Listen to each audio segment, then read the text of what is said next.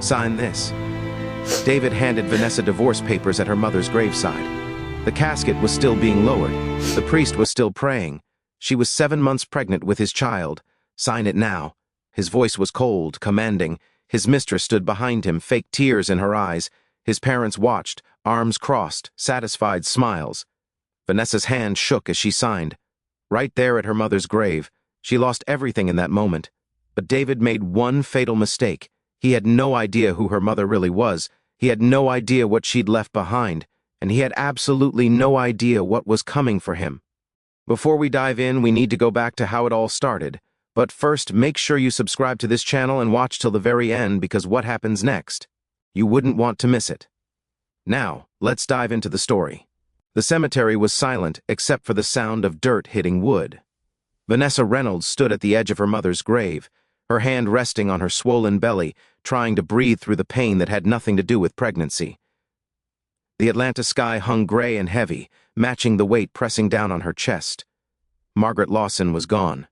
The woman who raised her, protected her, loved her without conditions, was now 6 feet under, and Vanessa had never felt more alone. Her husband David stood beside her, but he might as well have been a stranger. His hand was cold in hers, his body rigid, his eyes fixed on something beyond the casket, being lowered into the earth. She squeezed his fingers, desperate for comfort, for connection, for anything that reminded her she wasn't completely abandoned. He pulled away. The pastor's voice droned on about ashes and dust, about God's mercy and eternal peace. But Vanessa heard none of it. She was watching David's hand slide into his jacket pocket, watching his jaw clench, watching him pull out a manila envelope that looked too official, too deliberate for a funeral. He turned to her, his face blank, his eyes empty of the warmth she once knew. "Vanessa," his voice cut through the pastor's prayer. She looked at him, confused, still holding on to hope that whatever was happening wasn't what her gut was screaming at her. He handed her the envelope. "What is this?" she whispered. "Divorce papers. I already signed them." The words hit her like a physical blow. She staggered back, her hand gripping the envelope as if it might explode. "What?" Her voice cracked. "David, what are you talking about?" He looked away toward the line of black cars parked along the cemetery path. "It's over. This marriage us. It's better this way, better this way." Her mother was being buried. She was carrying his child, and he thought now was the time to hand her divorce papers. "Are you serious right now?" Her voice rose, panic mixing with rage. "My mother just died. I'm pregnant with your baby. You're doing this here." David's face twitched, a flicker of something that might have been guilt or might have been annoyance. "I know the timing isn't ideal, but waiting would only make it harder." "You're strong, Vanessa. You'll figure it out." Strong. He was calling her strong while destroying her. She wanted to scream, to slap him, to ask him who he'd become, but the words stuck in her throat. Around them, mourners began to notice. Heads turned, whispers started. The sacred moment of grief transformed into a spectacle. Vanessa felt their eyes on her, felt the weight of their judgment, their pity, their curiosity about what she'd done to deserve this public humiliation. That's when she saw them. David's parents, Robert and Linda Reynolds, standing 30 feet away beneath a black umbrella that served. No purpose since it wasn't raining. They weren't crying. They weren't mourning with her. They were watching, waiting. Linda's mouth curved into something that looked dangerously close to satisfaction. This wasn't spontaneous. This was planned, orchestrated. They had waited for her weakest moment and used her mother's funeral as the backdrop for her destruction. "Why?" Vanessa's voice came out hollow. "Why are you doing this?" David straightened his tie, avoiding her eyes. "Because I need you to understand that this is final. I'm with Claudia now. She's pregnant and she needs me." The name slammed into her like a truck. Claudia, his co-worker, the woman whose texts lit up his phone at midnight. The woman Vanessa had asked about months ago, only to be told she was paranoid, insecure, imagining things. Claudia is pregnant. Vanessa's knees almost gave out. "You're leaving me pregnant with your child. For another woman who's also pregnant with your child, it's complicated." He shoved his hands into his pockets like this was a business transaction. "I don't expect you to understand, but Claudia makes me happy. She makes me feel alive. You," he paused, searching for words that would cut deepest. "You make me feel trapped. Trapped." The word carved itself into her brain. 2 years of marriage, of building a life together, of creating a child together, reduced to one word: trapped. Vanessa looked down at the divorce papers in her shaking hands, then at her belly, then at the fresh grave holding her mother. Everything she loved, everything she counted on was either dead or walking away. The Moras were fully watching now, the pretense of respect abandoned in favor of front-row seats to her destruction. She could hear the whispers, feel the questions forming in their minds. What did she do wrong? Why would he leave her like this? Maybe she wasn't enough. Maybe she deserved it. You're making a mistake. Her voice came out steady, colder than she knew she was capable of. You have no idea what you're doing. David actually smiled. Not a kind smile, a pitying one. I know exactly what I'm doing. I'm choosing my happiness, something you should try. He turned and walked away. No hug, no apology, no acknowledgement of the vows he broke or the life he was abandoning. He just walked back to his parents, who welcomed him with approving nods like he'd done something honorable. Vanessa stood frozen at her mother's graveside, divorce papers clutched in one hand, her other hand protecting her belly. The crowd began to disperse, uncomfortable with the scene they'd witnessed. Some offered hollow condolences that felt like insults. Others avoided her eyes completely, as if betrayal was contagious. She waited until everyone left, until the workers began shoveling dirt into the grave, until she was completely alone except for the ghost of her mother and the weight of her shattered life. She knelt in the dirt, not caring about her dress, not caring about anything except the unbearable pressure in her chest. I don't know what to do, Mom. Tears came hard and fast. He left me right here, right now, at your funeral. How could anyone be that cruel? The wind picked up, rustling through the autumn leaves, and something shifted inside her. Grief mixed with rage, humiliation mixed with determination. Her mother had taught her many things, but the most important was this. Never let them see you break. Whatever David and his family thought they'd accomplished today, whatever game Claudia thought she'd won, it wasn't over. Not by a long shot. Vanessa didn't know about the fortune yet. Didn't know about the $500 million her mother had hidden away, carefully structured to protect her from exactly this kind of betrayal. Didn't know that this absolute worst moment of her life was actually the setup for the greatest comeback anyone would ever witness. But she would find out soon. And when she did, David Reynolds would spend the rest of his life regretting every choice he made at that cemetery. Every cold word, every calculated cruelty, every moment he underestimated the woman carrying his child. He thought he'd buried her along with her mother. He had no idea he'd just awakened something far more dangerous, a woman with nothing left to lose and everything to gain. The days after the funeral blurred into a nightmare Vanessa couldn't wake up from. She sat in the house she'd shared with David, surrounded by his absence, staring at walls that suddenly felt like they were closing in. Every corner held a memory that now tasted like poison. The couch where they'd planned baby names, the kitchen where he'd kissed her forehead and promised forever, the bedroom where they'd created the life now growing inside her. All of it was a lie. The divorce papers sat on the coffee table mocking her every time she walked past. She hadn't signed them yet, not because she thought there was hope, but because signing felt like agreeing that she deserved this, that somehow she'd failed, that David walking away at her mother's funeral was justified. Her phone buzzed constantly those first few days, but not with support. David's sister called to tell her she was making this harder than it needed to be by not signing immediately.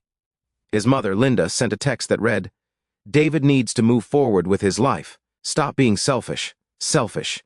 She was 7 months pregnant, grieving her mother and watching her marriage disintegrate. But she was the selfish one. The neighbors whispered when she checked the mail. Friends who used to invite her to brunch suddenly stopped responding to texts. The ones who did reach out came with questions disguised as concern. What happened between you two? Did you know about Claudia? Were there problems we didn't see?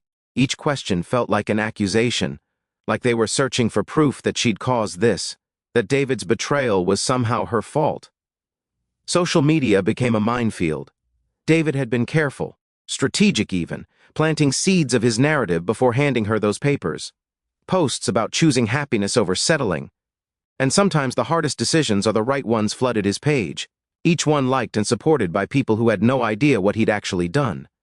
Claudia played her role perfectly, too. Pictures of her hand on her belly, captions about unexpected blessings and finding love when you least expect it.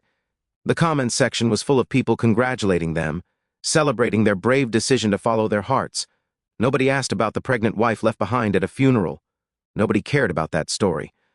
Vanessa stopped looking at her phone, stopped answering the door, stopped pretending she was okay when she wasn't. She spent most days in her mother's study, the one room in the house that still felt safe, surrounded by Margaret's books, and the faint smell of her perfume that somehow still lingered. It was there on the 5th day after the funeral that everything changed. She was looking for her mother's address book, thinking maybe there was someone, anyone who could help her figure out what to do next. The drawer stuck as she pulled it, and when she forced it open, something fell out from underneath. An envelope, cream-colored, sealed, with her name written in her mother's handwriting. Vanessa's hands shook as she opened it. Inside was a letter and a small key. "My dearest Vanessa," the letter began, and just seeing her mother's words made her throat tighten. "If you're reading this, I'm gone, and I pray you never needed this letter, but knowing the world we live in, knowing the people who surround you, I prepared for the worst. In the safe deposit box at First Atlanta Bank, box 447, you'll find documents that will change everything.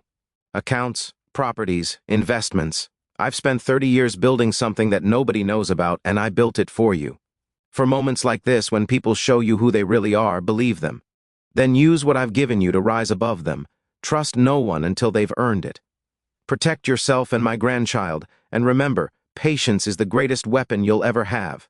I love you more than words can express. Show them what a Lawson woman is made of, Mom."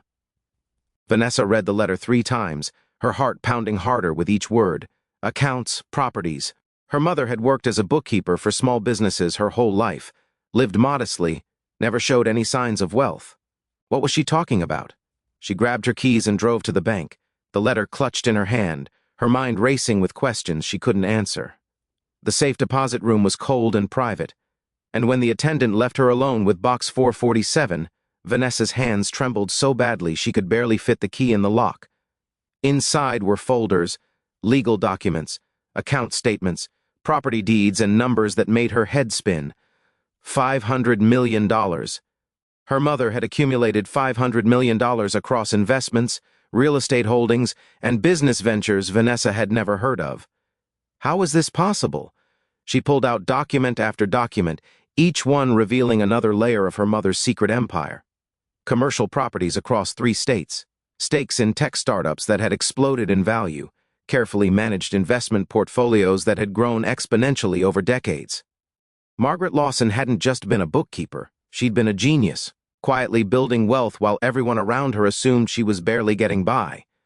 The documents were organized perfectly, each folder labeled with instructions, contact information for lawyers and financial advisors, and notes in her mother's handwriting explaining the strategy behind each investment. At the bottom of the box was another letter, shorter this time. "You're probably in shock. Good. Use that shock as fuel. These assets are structured to protect you completely. David has no claim to any of it.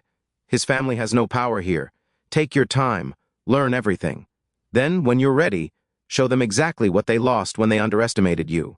Vanessa sat in that cold bank room for 2 hours, absorbing the reality of what her mother had done. This wasn't just money. This was power. This was freedom. This was the ability to fight back against everyone who tried to crush her. She thought about David, probably with Claudia right now, celebrating his escape from the burden of their marriage. She thought about his parents, smugly believing they'd successfully removed her from their son's life. She thought about the neighbors whispering, the friends who'd abandoned her, the social media comments celebrating her destruction. They had no idea what was coming. Vanessa gathered every document, placed them carefully in her bag, and drove home with a clarity she hadn't felt in weeks. The grief was still there. The betrayal still burned. But underneath it all, something new was growing. Strategy, purpose, the beginning of a plan that would turn every moment of humiliation into fuel for the most spectacular comeback they'd ever witness. That night, she finally looked at her phone. A text from David read, "Can you please just sign the papers? We both need to move on." She stared at it for a long moment, then typed back for words. "You have no idea." She didn't elaborate, didn't explain, just let those words sit there. A promise and a warning wrapped into a message that would haunt him soon enough. Vanessa placed her hand on her belly, feeling the baby kick strong and steady. "Your grandmother left us something incredible," she whispered, "and we're going to use it to teach some people a lesson they'll never forget." The game had changed. David thought he'd won by walking away. Claudia thought she'd stolen the prize. The Reynolds family thought they'd eliminated a problem, but they'd actually just created their worst nightmare. A woman with nothing to lose, everything to gain, and the resources to make sure justice wasn't just served, but delivered with perfect, devastating precision. Vanessa spent the next week locked in her mother's study, surrounded by documents that rewrote everything she thought she knew about Margaret Lawson. The woman who clipped coupons and bought store-brand groceries had been playing chess while everyone else was playing checkers. Every property deed told a story. Every investment statement revealed a calculated move. Her mother hadn't just saved money. She'd built an empire so quietly that not even her own daughter had suspected. The portfolio was staggering in its scope and sophistication. Commercial real estate in Atlanta, Charlotte, and Miami. A 12% stake in a tech company that had gone public 5 years ago and tripled in value. Municipal bonds, blue-chip stocks, private equity investments in startups that most people had never heard of, but were now worth millions. Margaret had diversified across industries, across markets, across risk levels, with the precision of someone who'd studied every angle and anticipated every outcome. Vanessa found herself talking to her mother's ghost as she went through each file. "How did you do this? How did you hide this from everyone?" Then she'd find another note in Margaret's handwriting, and it was like her mother was answering.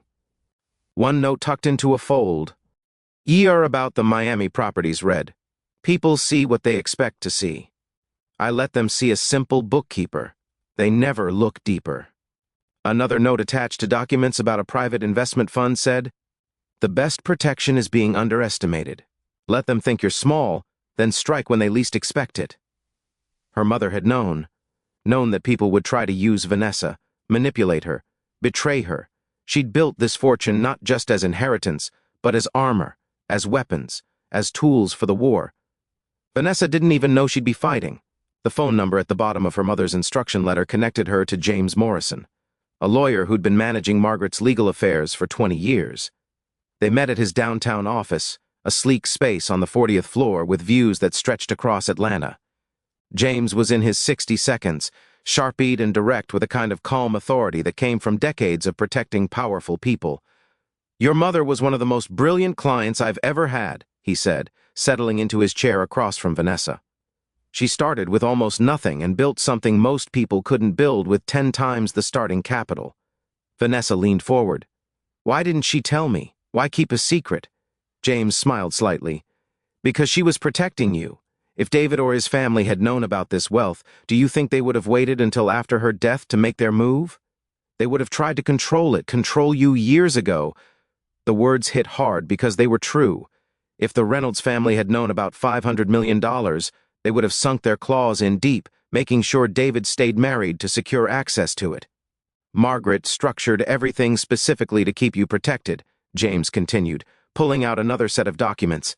"Every asset is in trust with you as the sole beneficiary. David has zero claim to any of it, even though you were married when she passed. The prenup you signed before your wedding, the one his parents insisted on, that works in your favor now. It clearly states that inheritance and family assets remain separate." Vanessa remembered that prenup remembered how Linda Reynolds had pushed it, claiming it was standard procedure for their family. They've been so focused on protecting David's modest trust fund that they'd accidentally protected Vanessa's massive inheritance. "What can I do with all this?" Vanessa asked, her hand resting on her belly. "I mean, practically, what are my options?" James pulled up a presentation on his computer screen. "You can do whatever you want. These assets generate approximately $2.3 million monthly in passive income. The properties are managed by professional firms. The investments are diversified enough that market swings won't destroy you. Your mother built this to be self-sustaining. $2.3 million a month." Vanessa's mind struggled to process it. She'd been worried about how she'd afford diapers and daycare as a single mother, and now she was learning she'd never have to worry about money again. "But here's what I think you're really asking," James said, his tone shifting. "You want to know if you can use this to fight back? To make the people who hurt you face consequences?" Vanessa met his eyes. "Can I?" James smiled, and it wasn't a kind smile. It was the smile of someone who'd been waiting for this question. "Your mother anticipated that too. She left very specific instructions about what to do if you were ever betrayed or abandoned. She called it her justice protocol." He pulled out another folder. This one marked with Vanessa's name and the word emergency in red ink. Inside were strategies, contact lists, and step-by-step plans for various scenarios. Margaret had literally written a playbook for her daughter's revenge. He thought of everything. Vanessa whispered, reading through the notes. Everything. James nodded. She knew people, knew how they operated, knew that kindness was often mistaken for weakness. So she made sure you'd have the tools to correct that mistake when the time came. Over the next hour, James walked Vanessa through the structure of her inheritance, explaining how each piece could be leveraged, how the wealth could be revealed or hidden depending on her strategy, how the legal protections her mother had built would keep David and his family from ever touching a cent. "There's one more thing," James said as their meeting was wrapping up. "Your mother set up a charitable foundation in your name. It's currently dormant, but it's structured and ready to activate whenever you choose. She believed that real power wasn't just about having money. It was about being seen as someone who uses it well." The foundation documents showed a $50 million endowment ready to be deployed for causes Vanessa cared about: education, women's shelters, children's hospitals. Her mother had even included suggestions for board members, people from her network who would help Vanessa build a public reputation as a philanthropist. Vanessa left James Morrison's office with a briefcase full of documents and a mind full of possibilities. She sat in her car in the parking garage for 20 minutes, just breathing, processing, planning. David thought he'd left her with nothing. He had no idea he'd walked away from a woman who could buy his parents' house with pocket change. Claudia thought she'd won by stealing him away. She didn't know she'd claimed a prize that was about to become worthless. The Reynolds family thought they'd successfully removed a problem from their lives. They'd actually just created an enemy with unlimited resources and nothing to lose.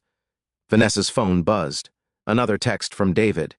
"Vanessa, this is getting ridiculous. Just sign the papers so we can both move on with our lives." She stared at the message, then at the briefcase beside her filled with proof of a fortune he couldn't imagine. She typed back slowly, carefully, each word chosen for maximum impact. "I'll sign when I'm ready.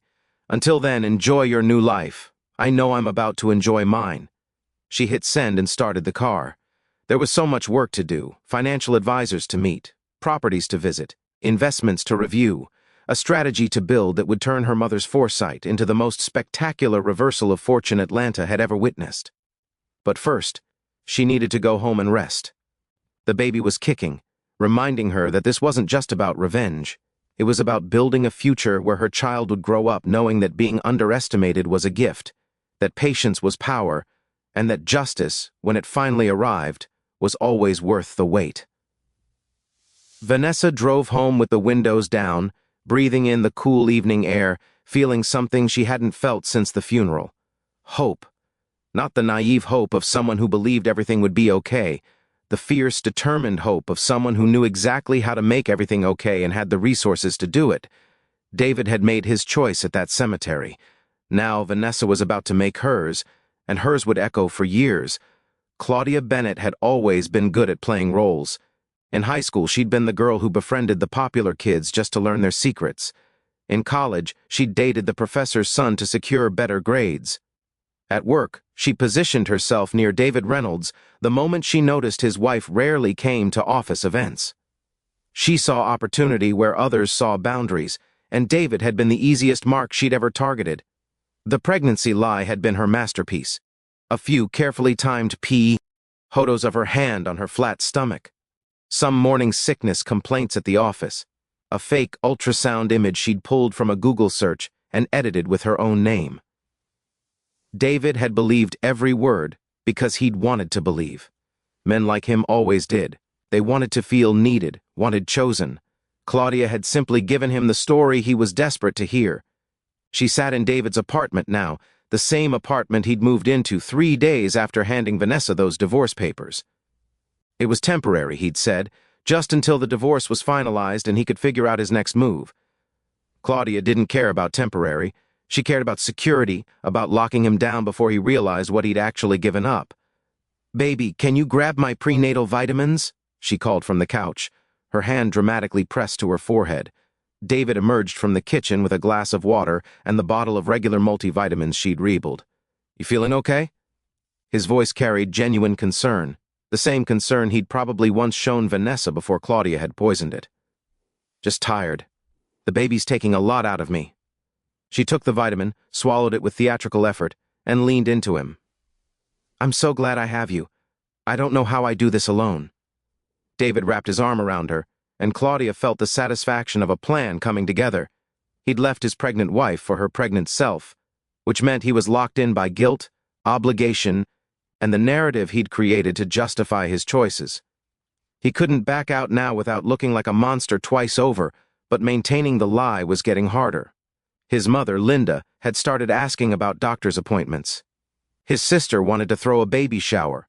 Claudia had been deflecting, claiming her doctor preferred privacy, that she was superstitious about celebrating too early, that she'd had a scare, and Dee wanted to wait until the second trimester was over. Each excuse bought her time, but time was running out. She was supposedly 4 months pregnant now, and soon people would expect a visible bump she couldn't fake. I was thinking, David said, breaking into her thoughts. Maybe we should go to your next appointment together. I want to be involved, hear the heartbeat, see the ultrasound, be there for all of it. Claudia's stomach dropped, but her face remained calm. That's sweet, baby, but my doctor has this weird policy about partners at appointments during the first trimester complications. She says it creates too much stress. David frowned. You're almost out of the first trimester, though, right? When does that policy end? Soon, Claudia said quickly. Very soon. I promise you'll be at every appointment after that. She kissed him before he could ask more questions, using physical distraction the way she always did when conversations got dangerous. It worked. It always worked with David. He was so easy to manipulate that sometimes Claudia wondered if he'd always been this weak, or if she'd just gotten that good. What Claudia didn't know was that David's doubts were growing in ways even he didn't fully recognize yet. Small things. The way Claudia never actually looked pregnant despite claiming to be 4 months along. The way she avoided his family. The way her stories about doctor's appointments changed slightly each time she told them. He'd pushed these observations away, labeled them as paranoia, told himself he was just feeling guilty about Vanessa. But the doubt was there, quiet and persistent, eating away at the foundation of everything he'd burned his life down to build. At work, people had started treating David differently. The story of him serving divorce papers at a funeral had spread despite his efforts to control the narrative. Co-workers who used to respect him now, have him cold shoulders. His boss had pulled him aside to say the company preferred to avoid personal drama that reflected poorly on the firm. Even Claudia's co-workers had started whispering, though David didn't know what they were saying. Meanwhile, Vanessa had become a ghost he couldn't escape. He'd see her car around town and feel his chest tighten. He'd get her brief text responses to his demands about signing the papers, and the calm coldness of her words unsettled him more than tears ever could. She wasn't falling apart like he'd expected. She wasn't begging him to come back. She was just existing somewhere beyond his reach, and it made him feel like he was missing something crucial. What are you thinking about? Claudia asked, noticing his distance. Nothing, just work stuff. He stood up, suddenly needing space from her, even though he didn't understand why. I'm going to take a walk. Outside, the evening air felt heavy. David walked through his new neighborhood, so different from the home he shared with Vanessa, and felt the weight of his choices pressing down. He destroyed his marriage for this, for Claudia, for the promise of a baby and a fresh start. But what if it was all wrong? What if he made a mistake that couldn't be fixed? His phone buzzed, a text from his mother.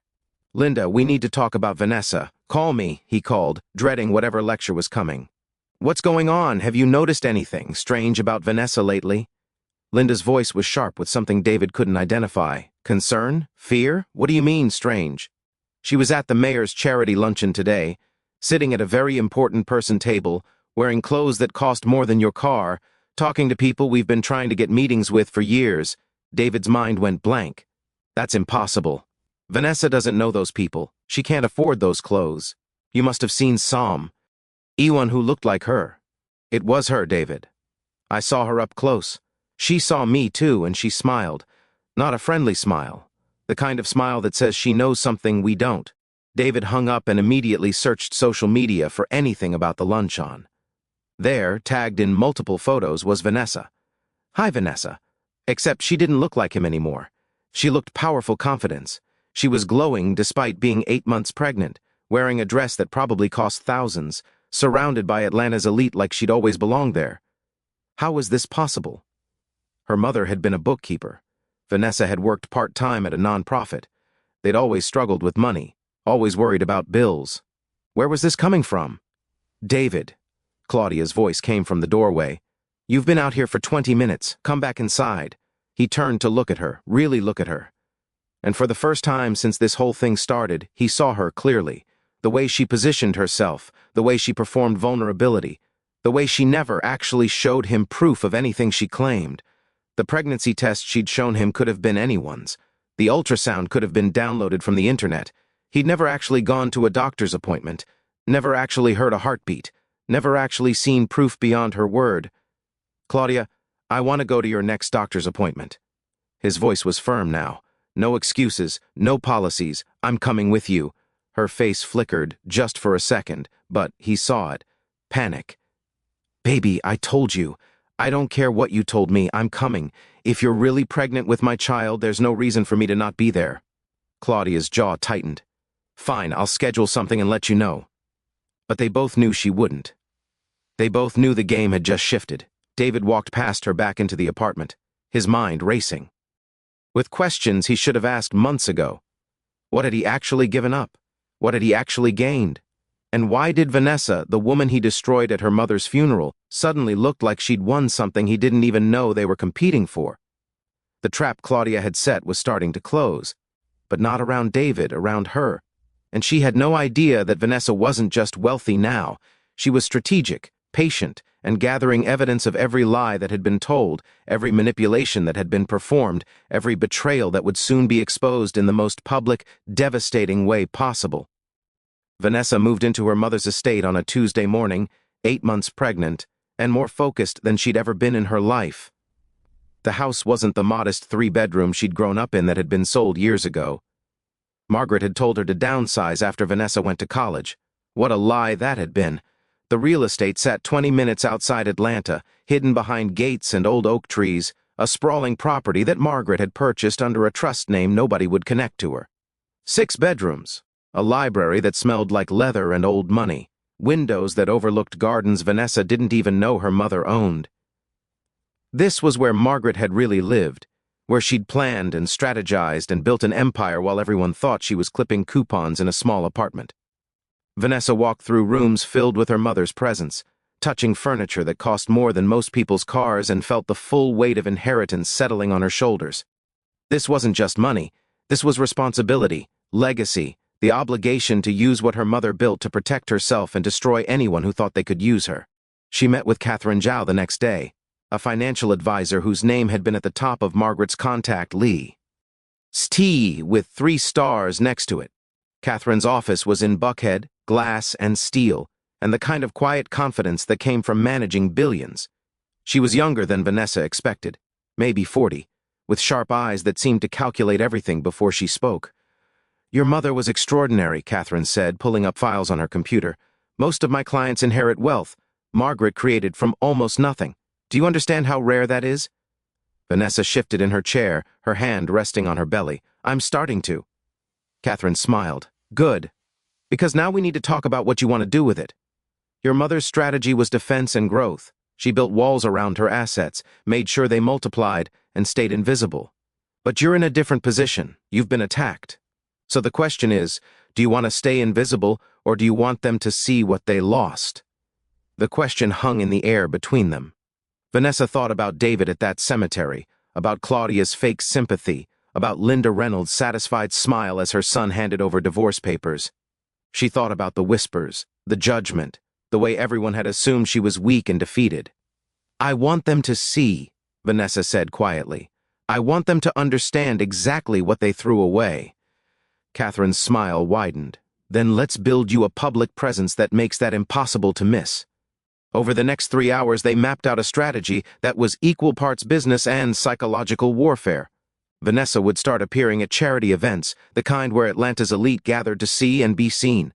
She'd join boards of organizations that mattered, show up in society pages, position herself as a philanthropist and businesswoman emerging from grief. Every appearance would be calculated to reach David's social circle, to make him hear whispers about his ex-wife. Mysterious wealth, to plant seeds of doubt about every choice he'd made. "We'll also activate your mother's foundation," Catherine said, pulling up documents. $50 million to start focused on causes that will get media attention.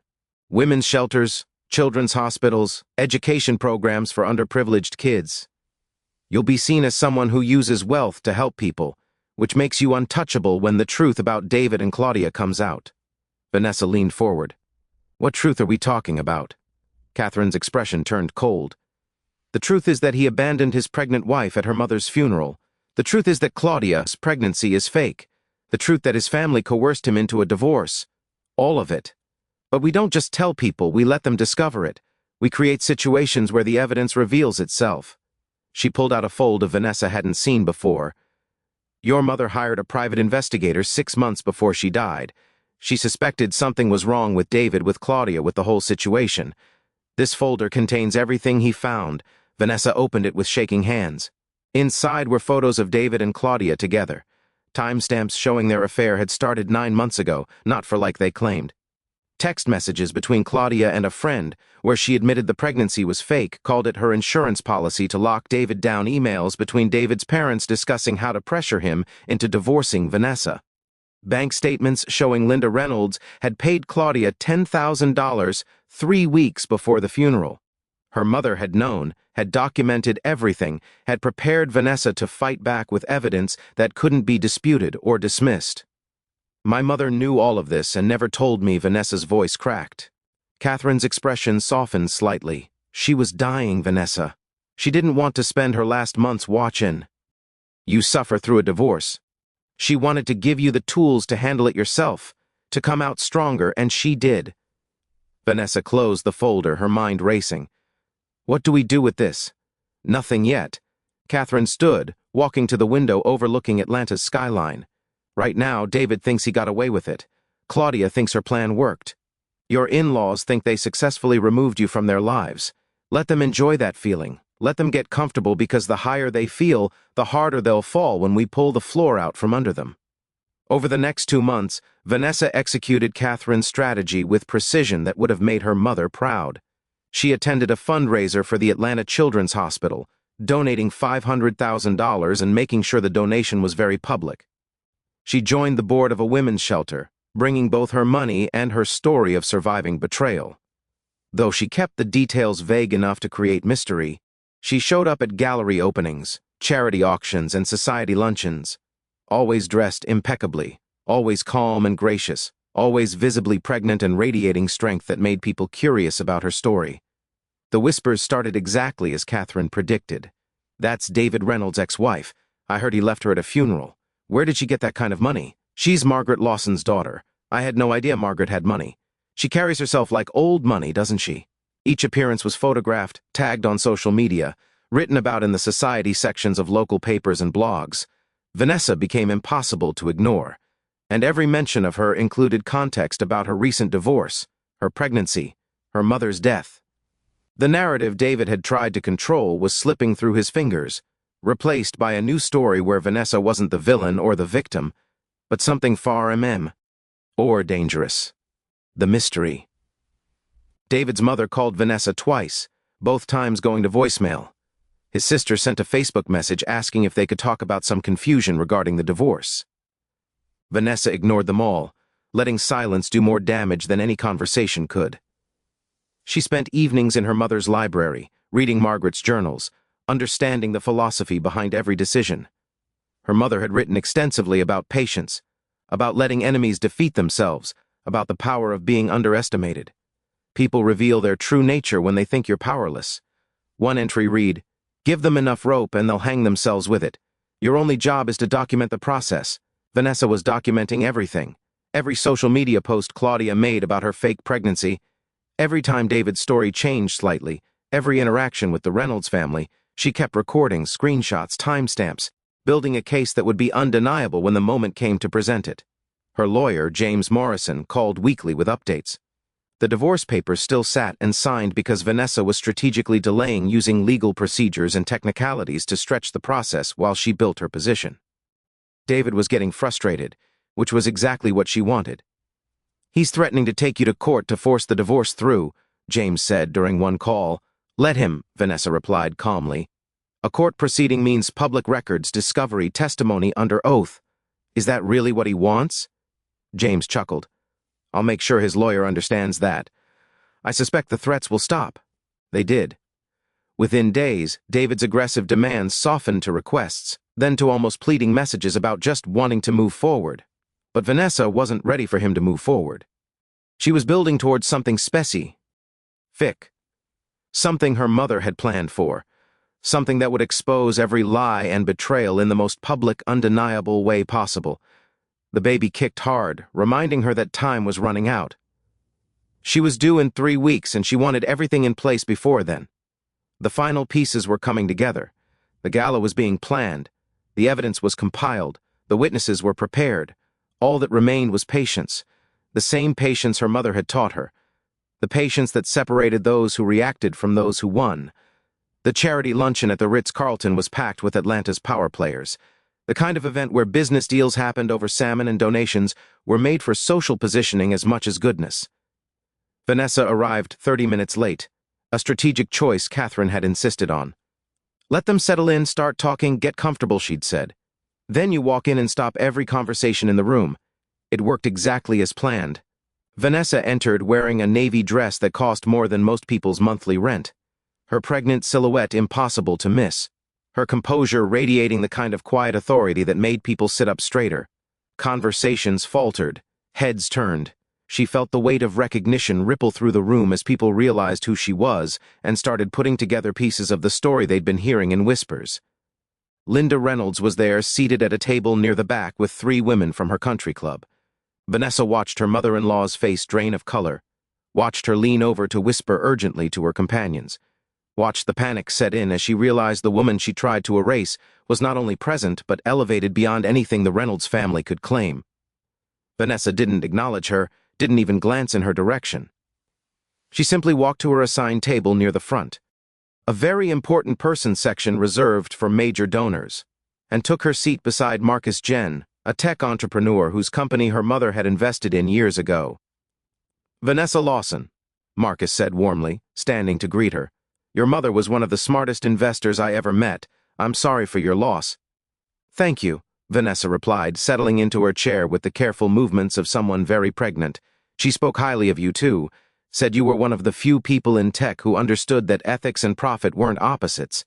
Their conversation flowed easily, and within minutes other people at the table were leaning in, asking about her mother's investment strategies, about the foundation she was starting, about her plans, now that she was managing such significant assets.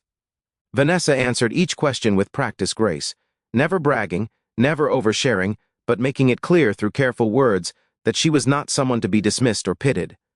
She was a force. Across the room, Linda Reynolds was on her phone, almost certainly calling David, probably describing this impossible scene where his abandoned ex-wife sat among people his family had been trying to impress for years. The mayor stopped by Vanessa's table to thank her personally for her recent donation to the Children's Hospital. A state senator introduced himself and asked if she'd be interested in joining a committee on education reform. A journalist from the Atlanta Business Chronicle requested an interview about women in finance. Each interaction was witnessed by dozens of people, including Linda, and each one drove home the same message. Vanessa Lawson was not defeated. She was ascending. When the luncheon ended, Vanessa made her way slowly toward the exit, stopping to chat with several people who approached her. She saw Linda intercept her path, and for a moment considered simply walking past. But that would weak, like she was avoiding confrontation, so she stopped and waited. Her face neutral, her body language relaxed despite the tension coiling in her stomach. "Vanessa." Linda's voice was tight, controlled, like she was speaking to a child who'd misbehaved. "We need to talk." "Hello, Linda, how are you?" Vanessa's tone was pleasant, almost warm, which clearly threw her mother-in-law off balance. "I'm confused, very confused. What are you doing here? How did you get a seat at the very important person table? Where did that dress come from? Linda's eyes scanned her up and down, searching for answers that made sense. I was invited because I'm a donor. The dress is just a dress. Is there something specific you wanted to discuss? Vanessa kept her voice calm, refusing to give Linda the reaction she was fishing for. Linda stepped closer, lowering her voice. David told me your mother was a bookkeeper, that you've been living on his income. So where is all this coming from? The donations, the clothes, the sudden appearance at events like this. Vanessa smiled, and it wasn't a kind smile. My mother was many things Linda didn't share with people who didn't need to know. Turns out she taught me the same skill. She let that sink in for a moment before continuing. Now, if you'll excuse me, I have another appointment. It was lovely seeing you. She walked away before Linda could respond, feeling the satisfaction of leaving her mother-in-law speechless and scrambling for answers she'd never get until Vanessa was ready to give them. That evening, David called. Vanessa let it go to voicemail 3 times before finally answering on the 4th attempt. What do you want, David? Her voice was tired but not weak, exhausted but not broken. My mother said she saw you today at some charity thing. She said you were sitting with the mayor and wearing designer clothes and acting like some kind of socialite. He sounded wry, confused, like her existence outside of his narrative was a personal offense. I attended a luncheon. Is that a problem? Where are you getting the money for this, Vanessa? For the donations people are talking about, for the lifestyle you're suddenly living. Did you take out loans? Because if you're going into debt to make some kind of point. I'm not in debt, David. I'm fine. Better than fine, actually. Is there anything else? The silence on the other end stretched long enough that Vanessa almost hung up. Who is your mother, really? His voice was quieter now, uncertain in a way she'd never heard before. Because I'm hearing things that don't make sense. People saying she was connected to businesses, investments, property deals. But that's impossible.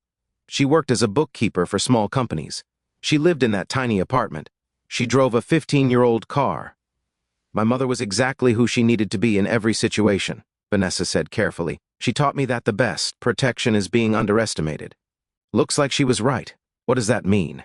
It means you made assumptions about who I was, who my family was, what I was worth, and those assumptions were wrong. Catastrophically wrong. Anything else?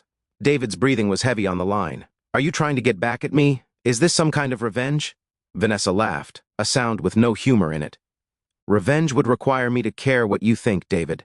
I'm just living my life, the life my mother prepared me for, the life I would have been living all along if she told me the truth sooner. Vanessa, I don't.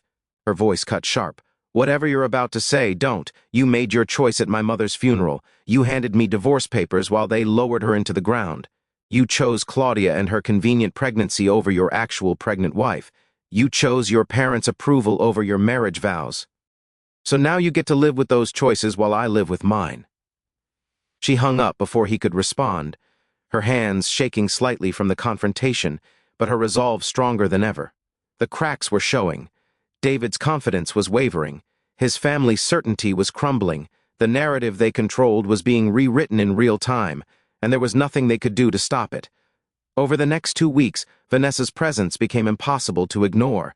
She appeared at a hospital fundraiser where she donated $250,000 and gave a brief speech about her mother's belief in accessible health care. She attended a gallery opening where her purchase of 3 paintings made the society pages.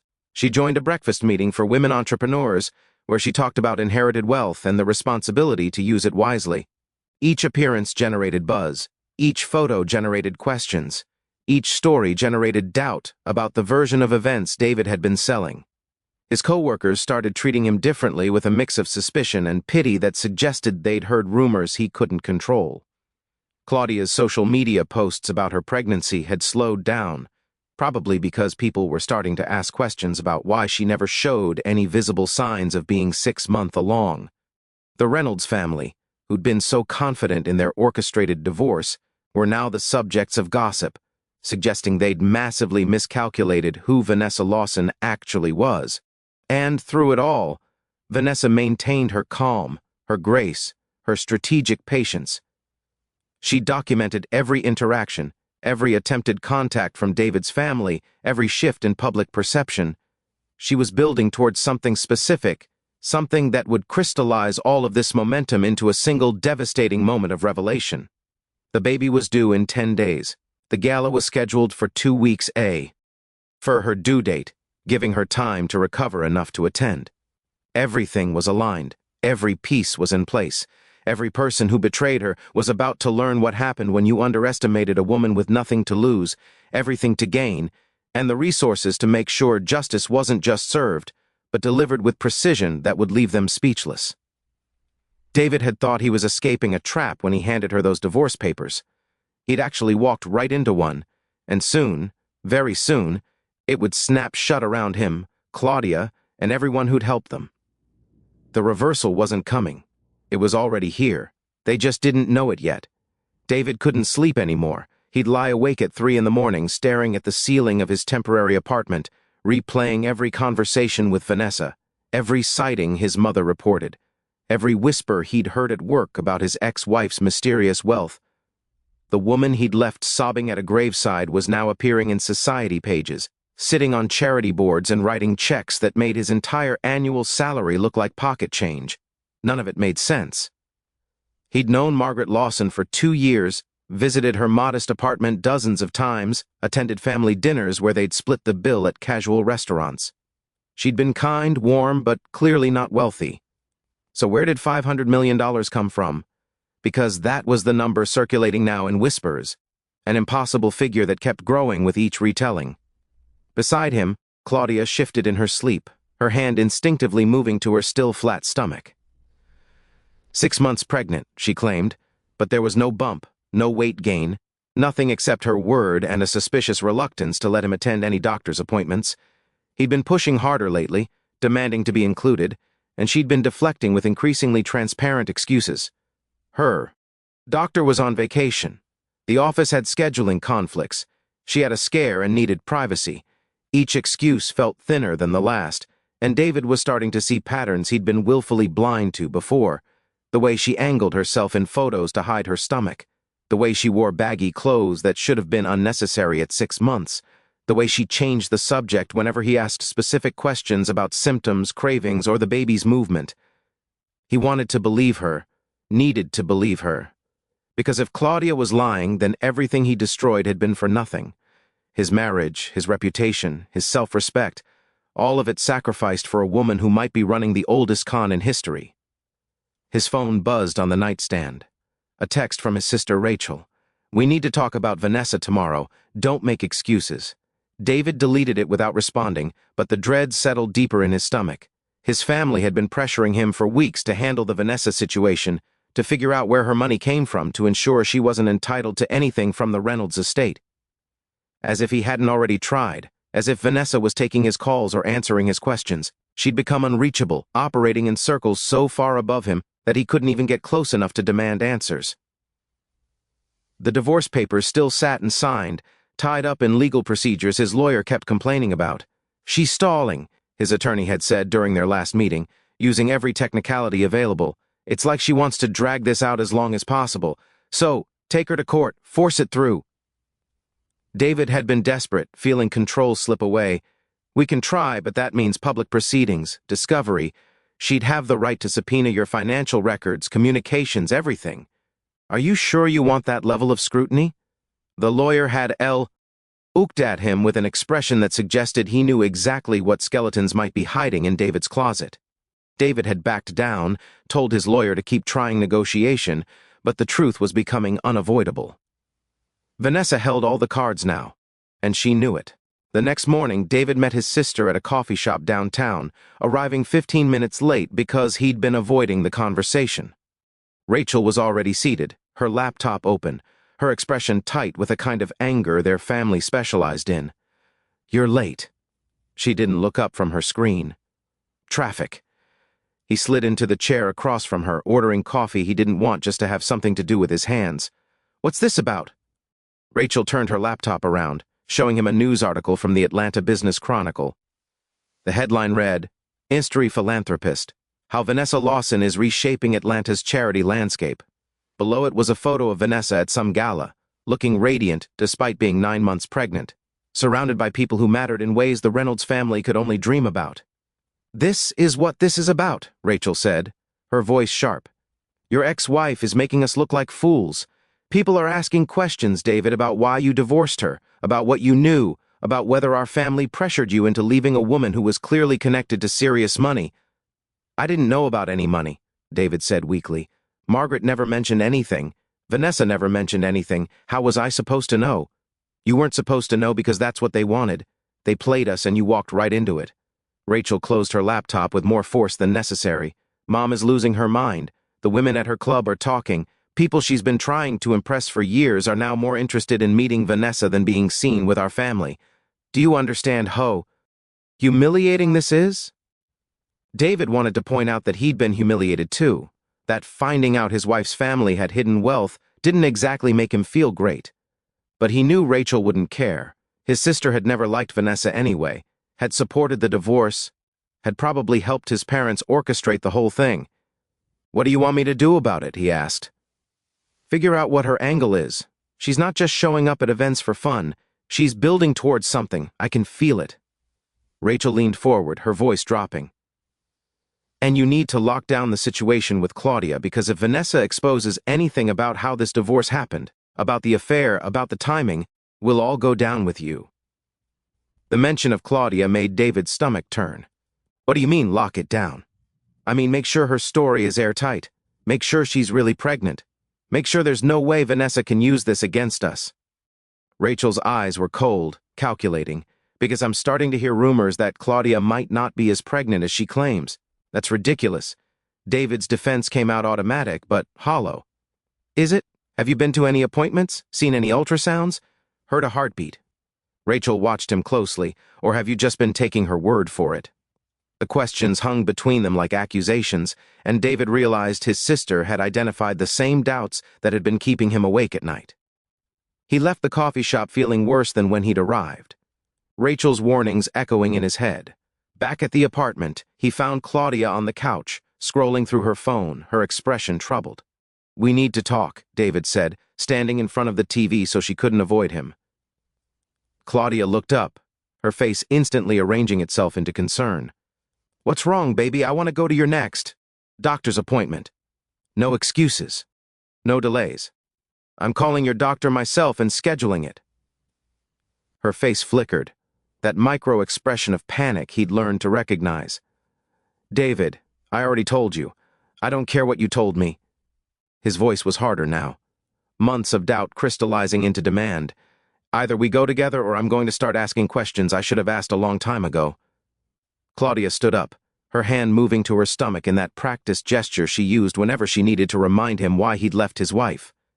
You don't trust me after everything I've been through with you. I'm not saying I don't trust you. I'm saying I need to see proof.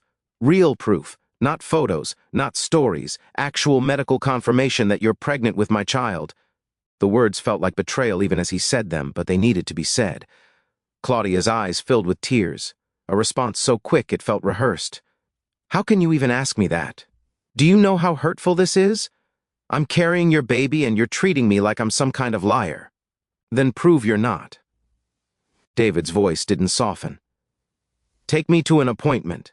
Let me hear the heartbeat. Let me see the ultrasound with your name on it. If you're really pregnant,